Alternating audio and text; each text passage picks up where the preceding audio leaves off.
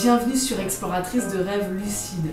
Alors pour commencer, si t'es pas déjà abonné à la chaîne, je t'invite à le faire parce que je te poste une vidéo par jour et n'hésite pas à partager ton expérience en commentaire. Ok, donc aujourd'hui on va parler d'hypnose. Du coup j'imagine que tu as déjà entendu parler d'hypnose, l'hypnose un peu classique, l'hypnose des shows télévisés, l'hypnose un petit peu qui effraie certaines personnes. Mais ça en fait, cette hypnose-là, elle n'a rien à voir avec l'hypnose thérapeutique. L'hypnose thérapeutique, il y a deux types d'hypnose que moi je connais en tout cas, c'est l'hypnose ericksonienne et l'hypnose humaniste qui est beaucoup plus récente et qui est toutes, ces hypnoses-là thérapeutiques, elles sont très différentes de l'hypnose que tu peux voir dans les shows télévisés parce que l'hypnose c'est de la suggestion. En fait, l'hypnose c'est un état modifié de conscience dans lequel il y a comme une ouverture vers ton inconscient qui est plus directe et donc la personne qui est en face de toi, le praticien ou alors toi, si c'est toi-même qui te fait de l'auto-hypnose, va te suggérer certaines choses ou tu vas t'auto-suggérer certaines choses directement parler à ton inconscient. Donc ça peut faire peur parfois à certaines personnes parce que surtout il y a l'image de la télé, mais à la télé en fait ce qui se passe c'est que les grands shows d'hypnose, la personne qui hypnotise, elle va prendre le dessus, elle va être dans la domination, alors c'est pas négatif, hein, mais par rapport à la personne qui est en face qui va être très passive, qui va vraiment être dans un état de réceptivité passive. Et donc du coup ça va être la personne qui va faire l'hypnose, elle va vraiment avec des phrases courtes, cash, pouf, envoyer des messages à l'inconscient très direct et c'est pas tout le monde qui peut se faire hypnotiser de cette façon-là. Par contre, l'hypnothérapie, que ce soit l'hypnose ericksonienne ou humaniste, là la majorité des gens peuvent se faire hypnotiser parce que c'est quelque chose qui est beaucoup plus doux, beaucoup plus respectueux de l'autre, il n'y a pas de domination en fait. Le travail il n'est pas du tout là. Le but c'est vraiment d'aller travailler peut-être sur certains traumas, alors trauma j'emploie souvent ce mot mais c'est peut-être un gros mot, mais en fait certains blocages, certaines limites, etc. En vrai l'hypnose elle se concentre, contrairement par exemple à la psychothérapie classique, l'hypnose ça va se concentrer plus sur le résultat, le changement, alors que la psychothérapie elle va plus se concentrer sur les causes passées qui t'ont conduit à être comme tu es aujourd'hui, blessé, bloqué ou tout ce que tu veux. Donc bon, ça c'est pour faire la petite introduction d'hypnose.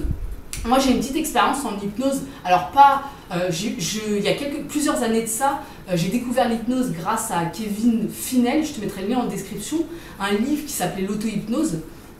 Et à cette époque-là, donc ça fait pas mal d'années, j'avais lu ça, j'avais trouvé ça cool et j'avais commencé à pratiquer les techniques que Kevin Finel avait dans son livre et proposé dans son livre et donc à m'auto-hypnotiser. Donc ça c'était même, c'est marrant parce qu'à cette époque-là, il y a vraiment longtemps, je pratiquais presque plus l'auto-hypnose sur moi que la méditation. D'ailleurs, petite parenthèse, que moi c'est un truc que je me suis demandé pendant un moment, je me suis dit mais attends, méditation, hypnose, oh là là, tous ces mots ça se ressemble un peu, je comprends rien, état modifié de conscience. Mais en fait c'est ça la diff, c'est que hypnose c'est plus c'est un état modifié de conscience, clairement, alors que la méditation, il y a 8 milliards de méditations différentes, de pratiques méditatives. Hein. Moi, celle que je pratique personnellement, elle rentre même pas dans des codes que je connais.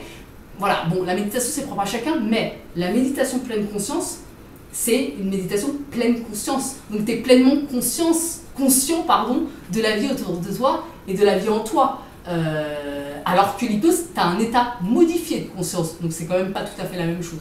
Et puis le but, si tant est qu'il y a un but avec pleinement conscient, n'est pas le même non plus. Et pareil, au niveau des ondes cérébrales, on n'est pas dans le même état, on n'est pas dans les mêmes fréquences. Quoi qu'il en soit, donc rêve lucide et hypnose, parce que c'est quand même le sujet de la vidéo.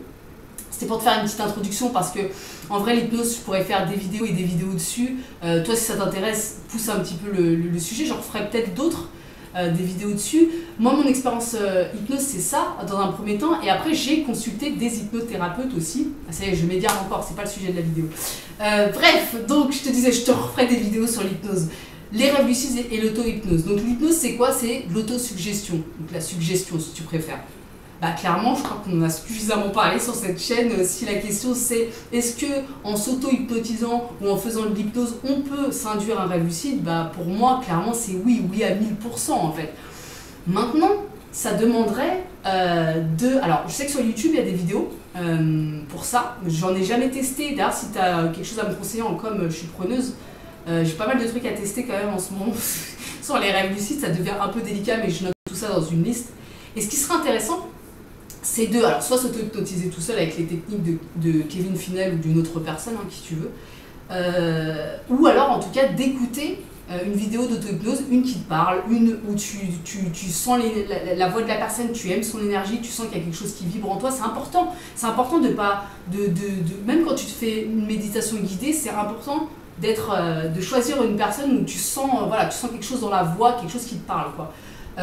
Et de prendre cette vidéo-là et pendant une semaine, tous les soirs avant de se coucher, d'écouter pour voir est-ce que ça induit un rêve lucide. Là, ça serait un bon test. D'ailleurs, je vais le faire en fait, tout simplement, parce que maintenant que je l'ai dit, je vais le noter sur mon carnet tout de suite après. Et dès que possible, en fait, je vais me bloquer. Je vais me bloquer. Tous les soirs, en fait, pendant une semaine, je le ferai. Je vais vraiment le noter et je te ferai un bilan là-dessus, promis, d'ici quelques semaines, le temps que je fasse ça. Je vais essayer de me choisir une bonne vidéo d'auto-hypnose et de faire ça pendant une semaine. Parce que oui, clairement, je sais même pas pourquoi j'en ai pas parlé plus tôt et j'y ai pas pensé avant, en fait. Parce que tellement je me dis que ça peut vraiment donner des bons résultats. Je sais qu'il y a pas mal de personnes en commentaire aussi, notamment Eric, qui teste pas mal de trucs, justement avec l'Institut Monroe, tout ça, qui sont plutôt des expériences intéressantes à faire. Il y a beaucoup, en vrai, c'est tellement vaste tous ces sujets. Pour accéder au rêve lucide, il y a les états modifiés de conscience, la pleine conscience, etc. C'est un univers tellement vaste. Bref, donc voilà, là, j'espère que la vidéo t'a un peu suivi. C'était pour un petit peu te donner les bases pour répondre à la question. Donc vraiment, oui, c'est possible d'induire un rêve lucide à partir de l'hypnose. Si ça t'intéresse, pousse tes recherches, fais le test. Je vais faire le test aussi, je t'en reparle. Et on se retrouve demain pour une nouvelle vidéo. Ciao!